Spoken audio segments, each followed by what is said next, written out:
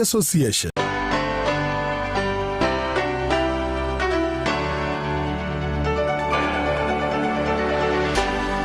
UBC, inspiring Uganda.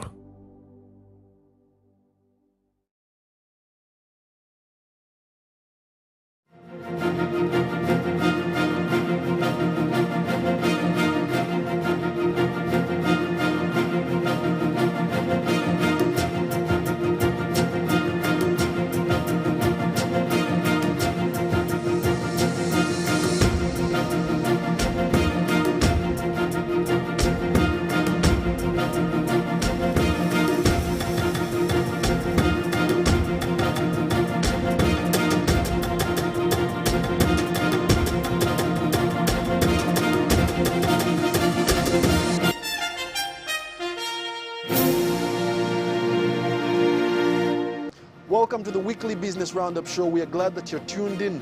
We promise to keep you glued for the next 30 minutes, so sit tight. To the highlights of tonight.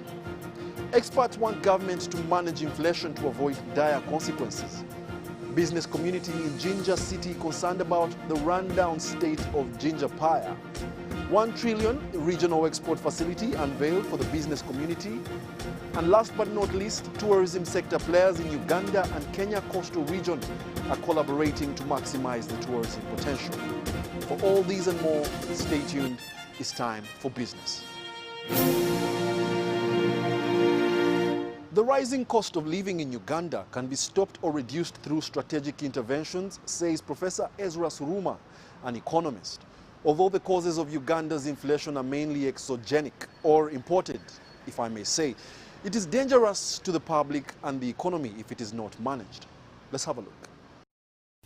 The cost of living is rising in Uganda, and it's attributed to inflation that has for the first time in a decade hit double digit. The annual headline inflation rose to 10% in September 2022 from 9% in August 2022. Annual core inflation, which excludes volatile food and energy prices, rose to 8.1% in September 2022, up from 7.2% in August 2022. But what is the main cause of the current situation? We sought the views of an acclaimed economist, Professor Ezra Suruma. I believe that the current situation is mainly because of what I would call the exogenous variable, the cost of fuel, because of war in Russia and Ukraine, climate change, the droughts that we had, long spell of drought that we had where we couldn't plant, or the plants, the maize and so on, dried up. So these are what I call exogenous factors. And and of course COVID. COVID was another exogenous variable that caused our economy serious problems. Then the question becomes, how prepared are we as a country and as a people to face these factors when they happen? You have stock of food that you keep, so that when there is hunger, you can use that stock to eat. That is a form of being prepared. So it's important that we take some steps to prepare for shocks. Some shocks could be endogenous. An example of endogenous within the country could be disorganization of the money, like I've talked about capital. If the capital is not well organized, or is too expensive, or is being mismanaged, that will cause the economy to suffer and to fail. Or if there is printing of too much money, that would also disorganize the economy. But inflation can have dire consequences to an economy if it is not checked. When it increases, the probability of a recession does as well, leading to higher interest rates, job layoffs, creation of fewer jobs, increased poverty rates, and a decrease in the GDP. Dennis Igoa for UBC Business.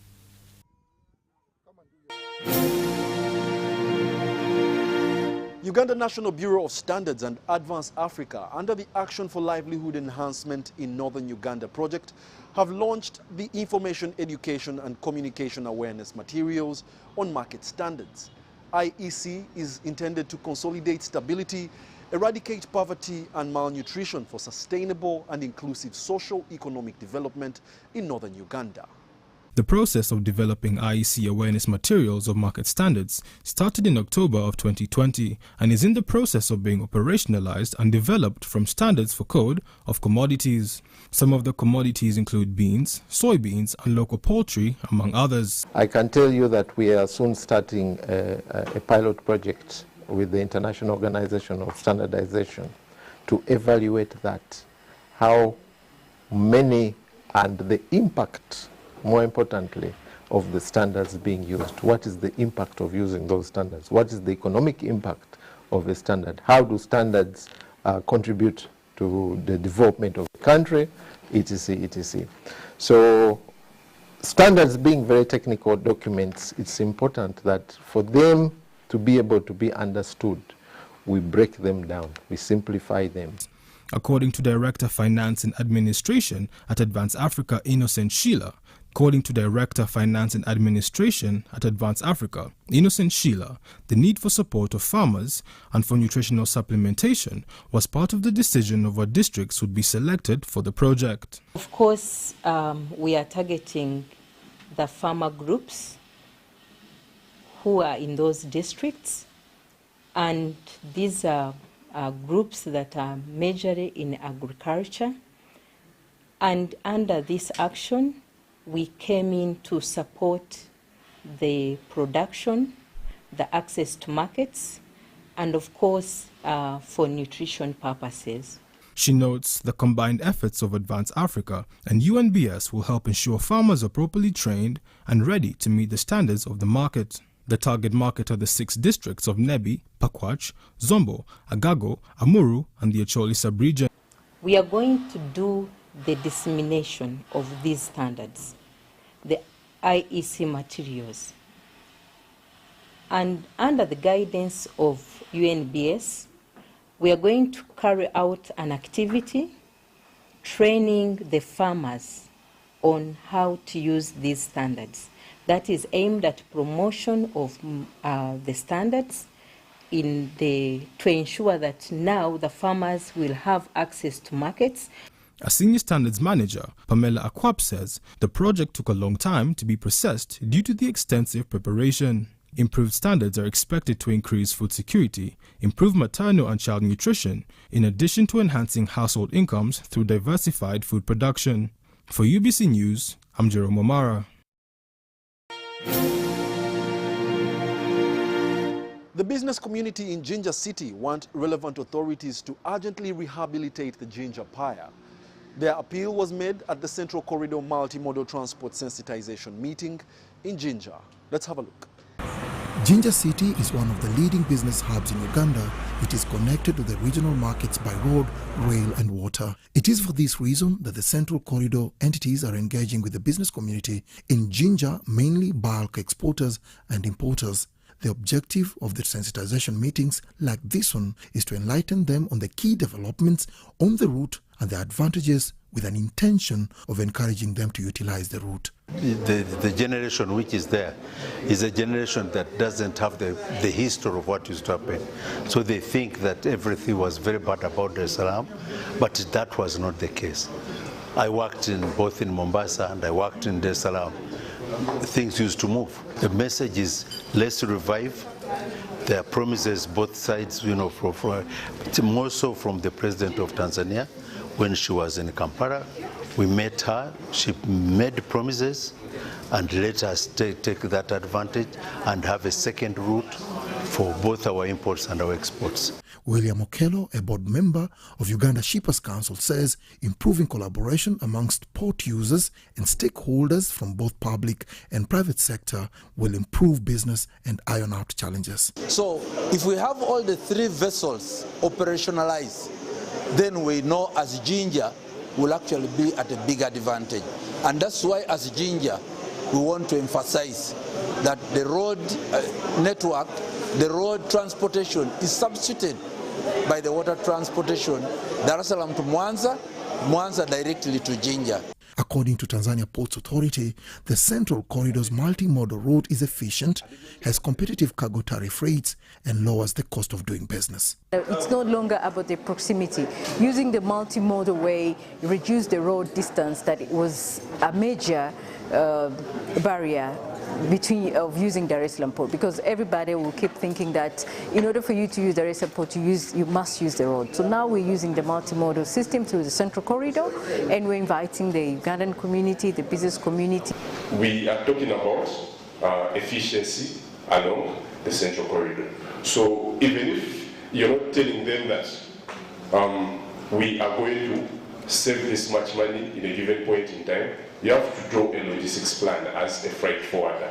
You do not go in for a one-off. During the meeting, concerns were raised on the rundown state of Jinja Pier.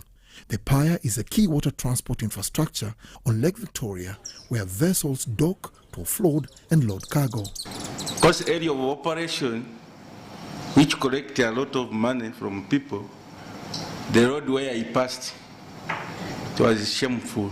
So I'm requesting to work on road. We want to see the talk when they are really putting in action, because we always go to the pier, but you can't find a place of convenience, and you can't even find an office of Uganda Railways Corporation at the pier. Mr. Okware talked about work on availability, and I raised it in the presentation. We realized that we have a challenge of work on availability, and we have requested for more, 200, and by the end of this next quarter, if the loan is approved, of course it's going to be approved because we are at the evaluation level. We are going to have wagons to serve both our clients here in Kampala and in Jinja, because we are having two piers, Port Bell and here. Constructed on the banks of Lake Victoria in 1912 by the British colonial government, Jinja Pier was meant to ease freight and passenger rail services within the EAC member states of Kenya, Tanzania and Uganda. Dennis Igoa for UBC News in Jinja. A 1 trillion shillings regional export facility has been launched by the Uganda Bankers Association. It is aimed at bridging finance gaps in the manufacturing, tourism and agribusiness sector. And I request that the picture moment is also captured. The Regional Export Facility is a framework through which financial sectors are to support Ugandan exporters in improving on cross-border export risks. The regional market has its own challenges. I mean, Congo has security problems. But that doesn't mean we fold our hands, because there's a huge market. I think Stephen was telling me, eggs, water, yeah, in Congo. Things that we have plenty here, sometimes we just look at. They import them from Belgium. It is the finance piece missing. If we fix the finance today, we will want to be sure that there is transport, there is security, there are markets. We even have agreed on a payment framework, because some of our members have presence in Congo. So payment will be very smooth. The market for Ugandan food is in the ceiling. Everything goes there. What has been the missing link? Financing. Vietnam is calling us. Last week we hosted the Pakistani High Commissioner to Uganda. They've been importing tea from Uganda that is coming through Mombasa, where we have a facility that does auction. So there's such a demand. However, economic pundits agree that the growth of the three carefully selected sectors will spur increased profits in the banking sector, improve income for the laborers, and mobilize higher taxes for government. What it seeks to address, from my point of view, is three things: execution risk, counterparty risk, and credit risk. Execution risk, that if the bank provides the facility to you, that you will actually be able to go ahead and produce those goods or actually deliver them. Counterparty risk, that the counterparty with whom, say, for example, you have an LC issued by a bank in DRC, we will actually meet the obligation when it's due, and credit risk that the money you borrow you actually pay back. With this particular facility, we are coming to support with up to 4 billion in collateral enhancement per facility. And our definition at this point of an SME will be any that employs between 20 and 100 people, has a sales turnover of up to 5 billion, or an asset base of up to 5 billion. So we can certainly support entities that need lower financing, but we thought that for this facility, we needed to come out with a sizable ticket item, as I said, game-changing, to match indeed these very attractive rates, 1% per month, 0.5% per month. The facility is expected to generate and grow export volume to the regional markets such as South Sudan, DRC, Rwanda, Kenya and Tanzania. Lydia Chomkama, Juma Samba, UBC News.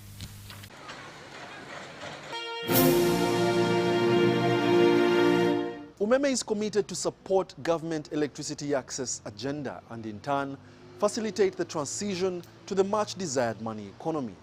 The utility company's focus in 2022 have included investment in the distribution network, automation of services and the improvement of operational efficiency.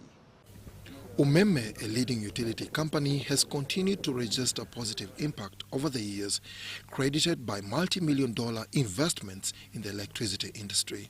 Having marked 17 years of operation in Uganda, the company prides on fostering social and economic development through boosting electricity connections by over 1.3 million. Over the years, we are now talking about almost 44,000 kilometers of lines that have been built across the footprint in Uganda. And these are not just going to space. They're actually moving to connect people. They're going to connect hospitals. They're going to connect schools. They're going to connect businesses. So this for us speaks a lot in terms of our planning and ensuring that we continue to deliver a reliable service to Ugandans. But with a rapidly growing population, currently estimated at 48 million people, Peter Kauju, the head of communications, is not contented. UMEME's focus in 2022 includes massive investment in the distribution network, automation of services, and improvement of operational efficiency. We are replacing poles, we are putting high capacity conductors, we're putting transformers, so that people can actually be powered. And indeed life changes.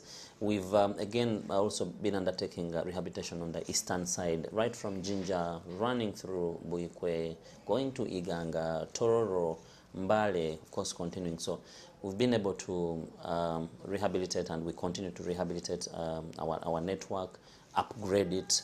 We've so far in total installed over about 14,000 transformers across the network. Sufficient and reliable electricity supply is vital in the economic transformation of a country. To realize the goal, UMEME is collaborating with government in fostering the implementation of key projects such as the parish development model. Industrialization is actually very, very key in these plans, and so you cannot have industry without powering it. So we're working hand in hand to ensure that we grow the network. However, there is a big elephant in the room that stakeholders in the electricity industry are struggling with, and UMEME has not been spared: vandalism of electricity infrastructure. Because when power goes off in a given area, it means the millers are not milling. It means somebody who has a small barber shop is not working unless he has a generator. Somebody who is running a health facility and has medicine in the fridges and all that will be affected. So it affects everybody. And so this year, as of July this year, I think the cases stood almost at about 7 billion shillings. But the good news is that there is a committee, a security committee put in place by the Minister of Energy, and they have stepped a lot into action, and a number of people have now been brought to book.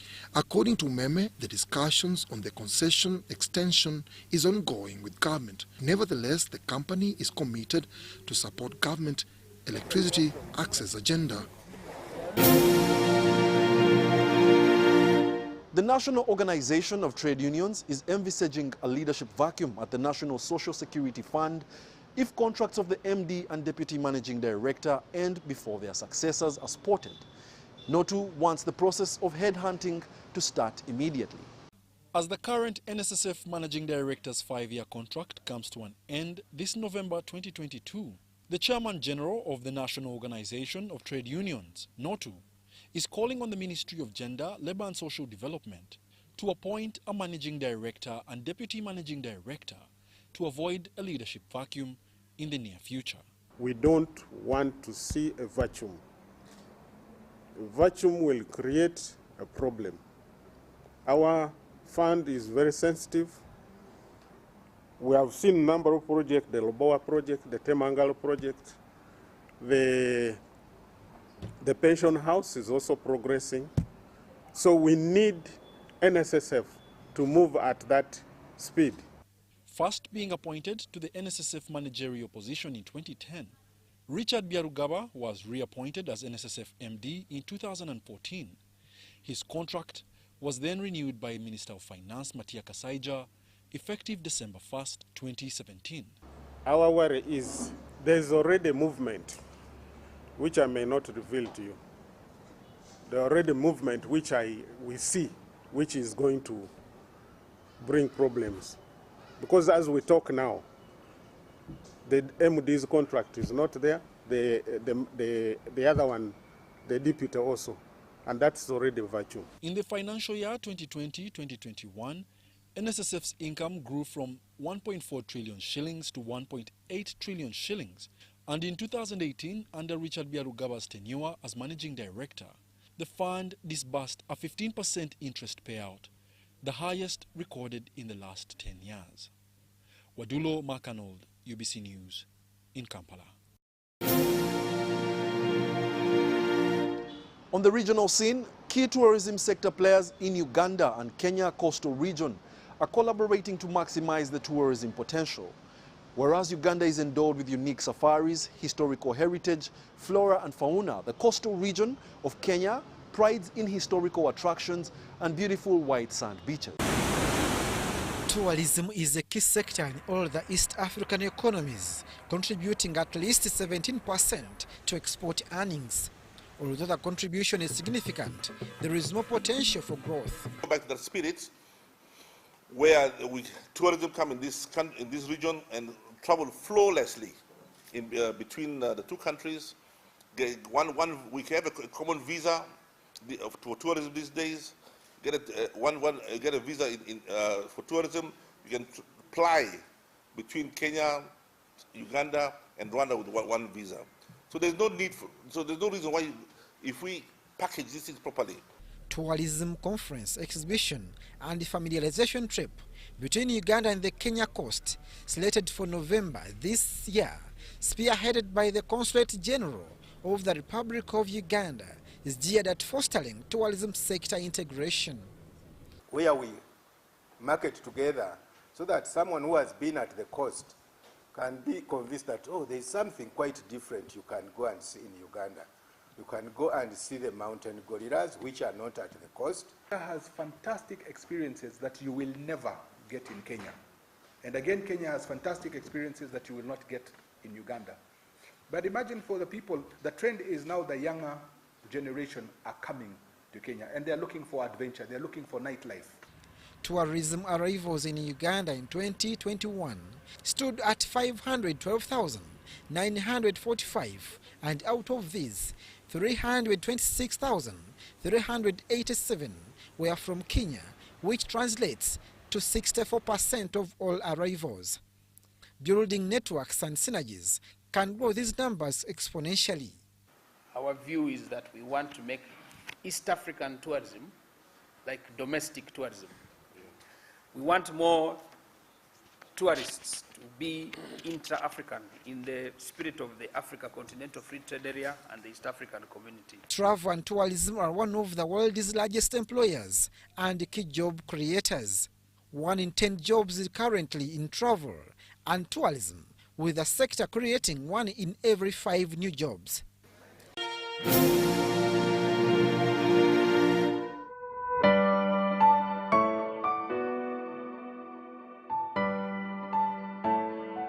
Ugandans, you consume 6 million liters of diesel and petrol per day. So tell me, even if government said we are going to put 10 shillings, we are going to pay for each person, that's what the subsidy means. It cannot work. Why? Because you look at 6 million liters a day, even if it is 10 shillings, which government is paying for you, times 6 million shillings a day, times, how long do you know? Where would the money come from? Borrowing. Our borrowing now is at 52% of GDP. It is beyond the threshold of 50%. So where would the money come from? From printing?